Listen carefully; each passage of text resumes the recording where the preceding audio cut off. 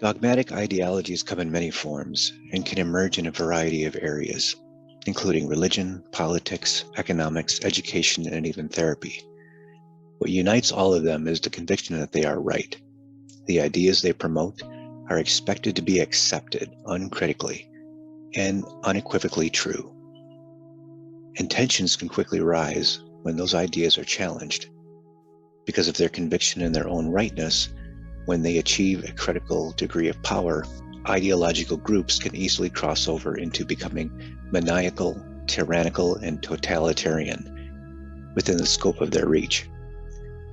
In the relatively small-scale world of therapy, they can manifest themselves in training centers where ethical standards are routinely violated and students are infantilized and bullied. On the larger scale with religion and politics, we find an escalation of brutality from the witch hunts to the Crusades, to Stalin's Great Purge to Hitler's final solution. It's amazing how easy it is to justify all kinds of abuse when you believe your righteousness is beyond question, and how quickly those justifications get applied to progressively smaller acts, so that eventually just a word or maybe even a look is taken as adequate provocation for violence. But the red flags start springing up long before those dehumanizing excesses. They come in the form of anti-empirical theories, unfalsifiable concepts, pseudo-correlations, an aversion to counterexamples, and a reliance on unverifiable assertions about motive, especially unconscious intent. These errors, combined with an imperviousness to criticism, inevitably produce consistent problems in discourse, as proponents of dogma are forced to deny and distort the legitimate challenges that come their way. As a result, communication is repeatedly knocked off course. Human communication can be described as the conveying of a thought, an idea, or an image from one mind to another. It can be a delicate process requiring skills on the part both of the sender and the receiver, and it repeatedly breaks down when one or the other party dilutes the free exchange by introducing confounding elements. On the contrary, we must learn to practice epistemology. This is the branch of philosophy concerned with knowledge. Epistemologists study the nature, origin, and scope of knowledge. Innocent misunderstandings are bound to happen sometimes, but with dogmatic ideologies, the roadblocks to dialogue can be consistent and persistent.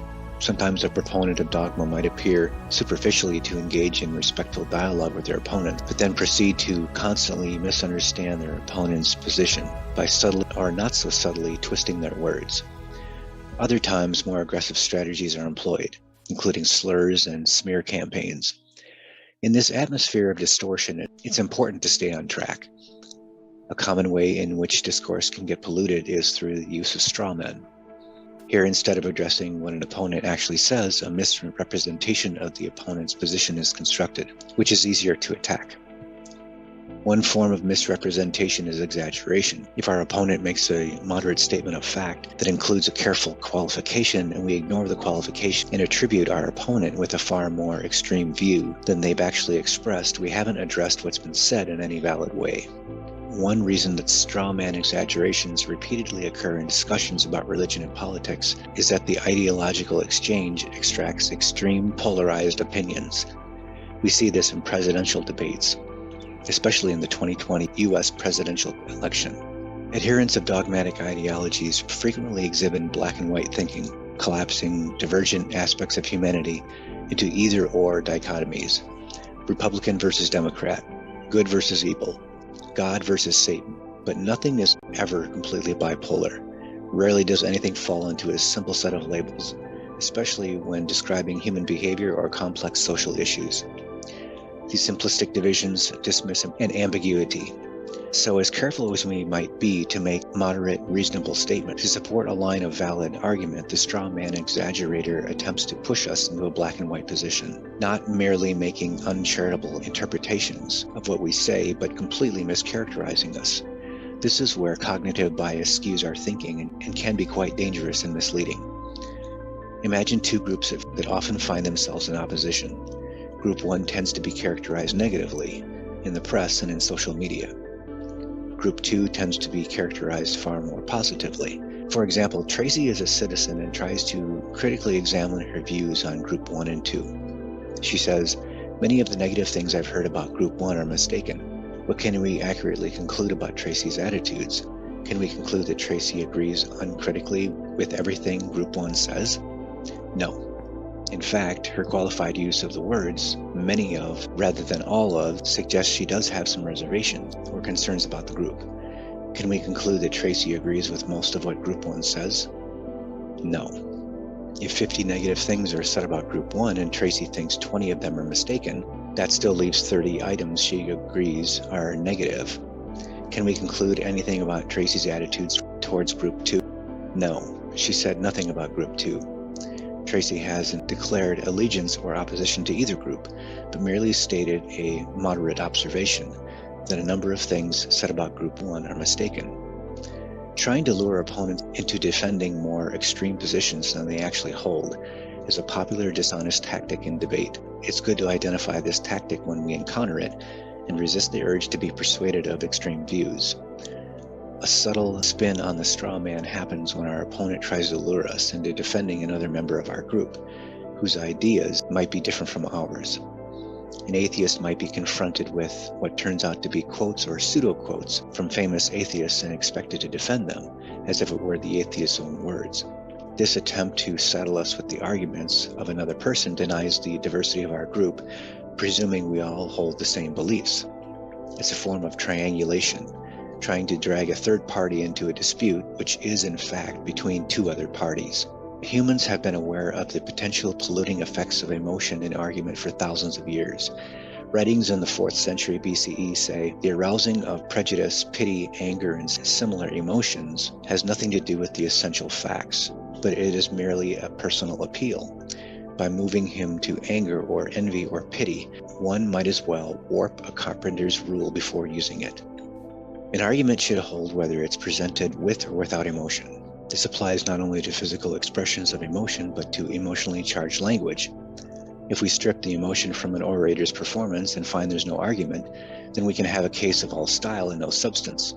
We might, for example, find the supposed argument consists of nothing more than emotional blackmail. When discussing subjects that have already gathered substantial emotional baggage, it's especially easy to slip away from the facts and into distracting and prejudicial emotion. For that reason, when discussing these subjects, it can be especially helpful to be vigilant about emotional content. Sometimes people get labeled as the enemy because they defend all human rights, including those of a perceived enemy. Jewish lawyers who've defended the human rights of anti-Semitic clients have been denounced as hypocrites, shills, even fascists. Sometimes people get condemned because they're engaged in dialogue with a perceived enemy. A secular liberal Muslim who co-authored a book about Islam with atheist Sam was actually labeled by Islamic apologists as Harris's Muslim validator, his lapdog, his talking monkey, and his porch monkey. These were clearly attempts to invalidate his views by portraying him as a subhuman puppet rather than an independent thinker.